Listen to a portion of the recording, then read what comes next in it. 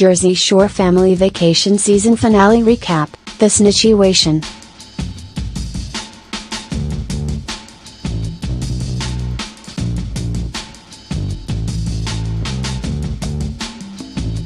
It feels like Jersey Shore only just returned, but it's already time to say goodbye.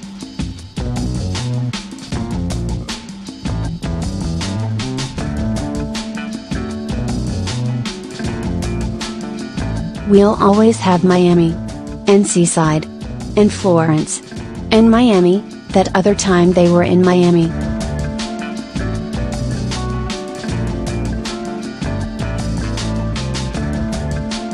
And I suppose we will soon also have Family Vacation Season 2, which has already been shooting in Vegas.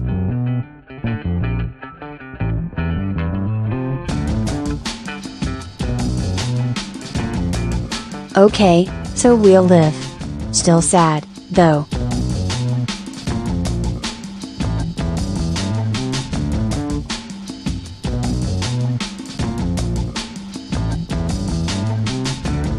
We are in for a whole lot of recycled clips as the gang reminiscences over a final family dinner about their favorite vacation moments. Nicole fondly recalls spiraling with Ron, "That's got to be my favorite moment, too." Paulie is still proud of inviting Angelina as a prank, okay, a prank, and Mike remains thrilled he got permission to come at all, let alone get engaged in the company of his old pals.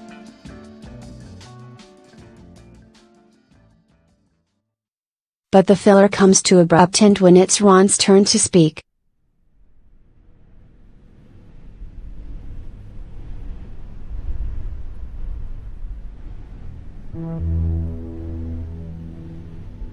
"I'm blessed that Sam didn't come, because now you guys got to see who I really am," he says.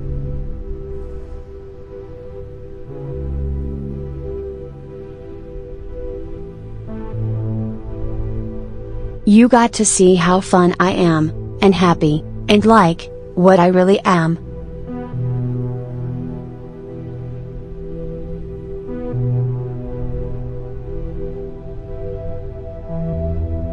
Not a person that's always angry and fighting and screaming and trying to cause chaos and drama.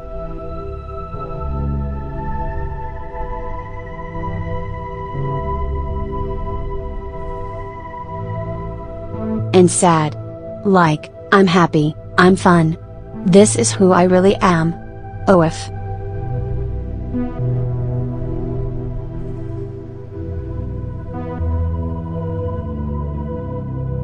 Honestly, if you're a character actor looking for a searing new monologue to audition with, you could do a lot worse than this one.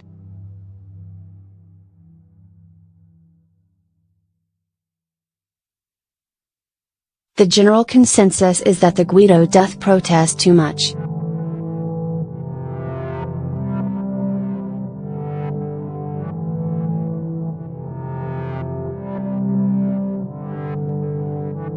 And if Ron is human gasoline, then Jenny has a match.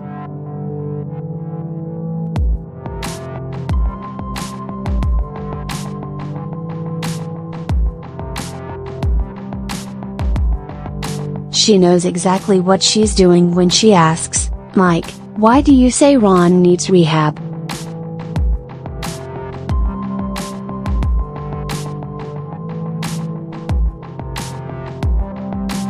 Ronnie is no longer feeling happy, and fun, and happy.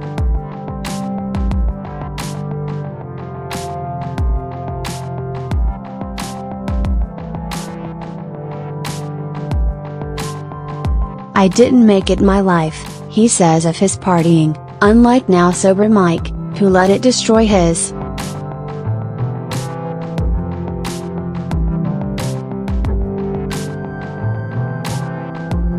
In response, Mike angrily reveals that Ronnie called him 2 weeks before Family Vacation shooting began and said he needed rehab, that he was going to check himself in after they wrapped this season.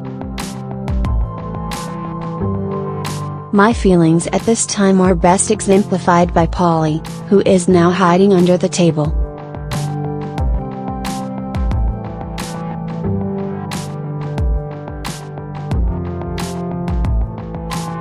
After briefly debating whether he said he needed help or rehab, Ronnie argues that Mike violated Jersey Shore's particular set of Marquess of Queensberry rules for fighting in front of cameras. Everything he's roasted Mike for is public knowledge, but Mike aired his private dirty laundry, and not for GTL purposes. "I don't bring your dirt in the house," he fumes, before storming out. Vinny calls this maneuver Jedi-level pot-stirring on Ginny's part.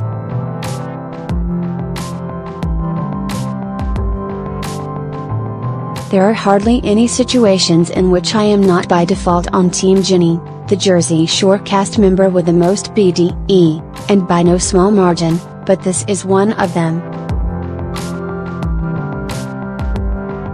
Ginny pleads her defense. The boys have been fighting all vacation, and she wants to see them to exorcise their shared demons, even if that process requires some good old-fashioned Linda Blair projectile vomiting. "Anyway, whatever, I've already forgiven her."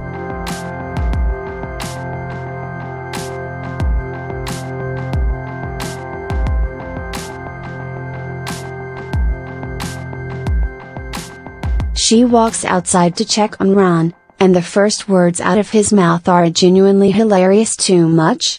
He'll probably sleep in this mushroom," Ron tells Ginny, with the endearing indignity of an 11-year-old who's gotten into an argument with his friend at a sleepover but who is well aware that it's already past 10 p.m., and therefore too late to call his parents to come pick him up.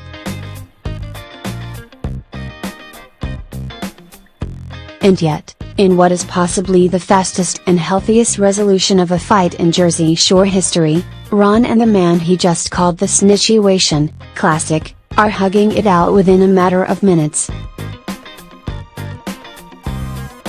"I was fucking wrong. I'm fucking concerned about you," Mike says. "I fucking love you, bro," Ron says.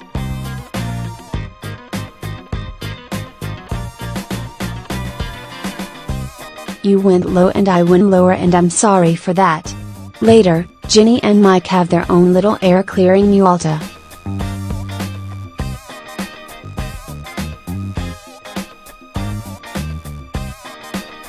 "I want to make sure I've still got my sister," he tells her. "We're out here flexing our emotional muscles in 2018.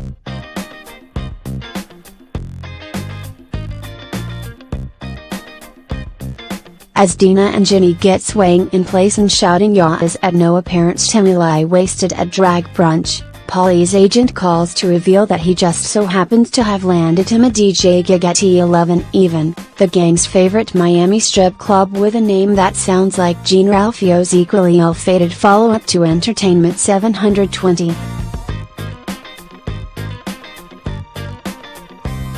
Paulie predicts it'll be the littest night we've had yet.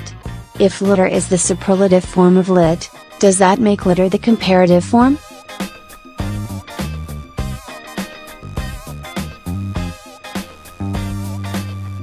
Vinny, in a shirt that reads Vinny's Italian Sausage, worries over what to wear as if he doesn't already have on the most perfect garment imaginable.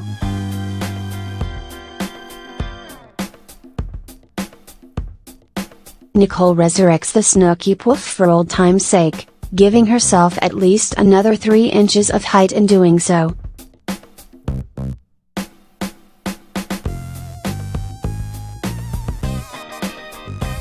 On this, the last night out, cabs aren't here.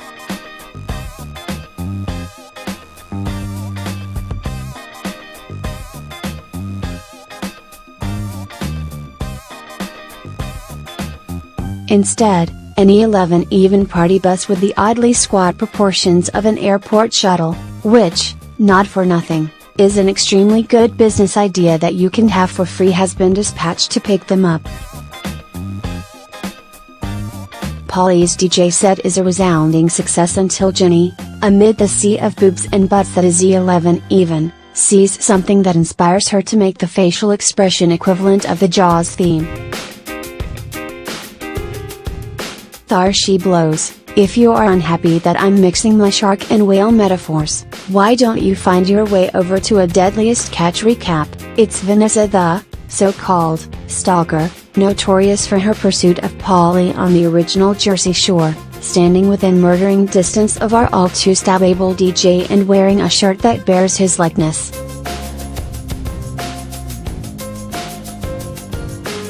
There's even a shot of an MTV cameraman looking shocked, as if Vanessa's presence here in Miami, on this night, in this club, is pure coincidence.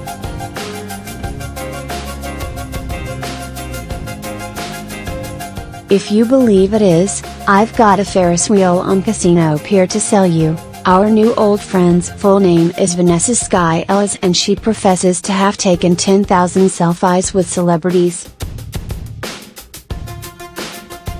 Vanessa's cameo here and certainly her past appearances on the show does not feel, well, unexploitative, but at least this time it ends on something like a high note. Is she a stalker or a super supporter? Polly asks in a talking head. Vanessa is the real MVP. They fist pump together, then hug.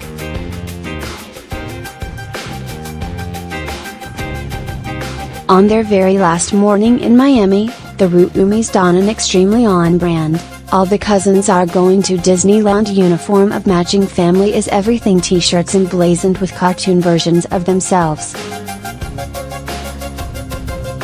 They share an emotional group hug and shout, in unison, 1, 2, 3, Jersey Shore Dogs.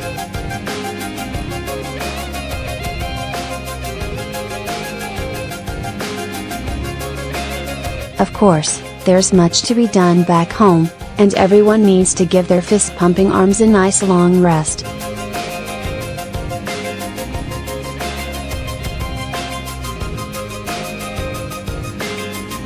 Jenny, Nicole, and Polly will return to their respective babies. Ron will have his baby. Dina will try to make a baby.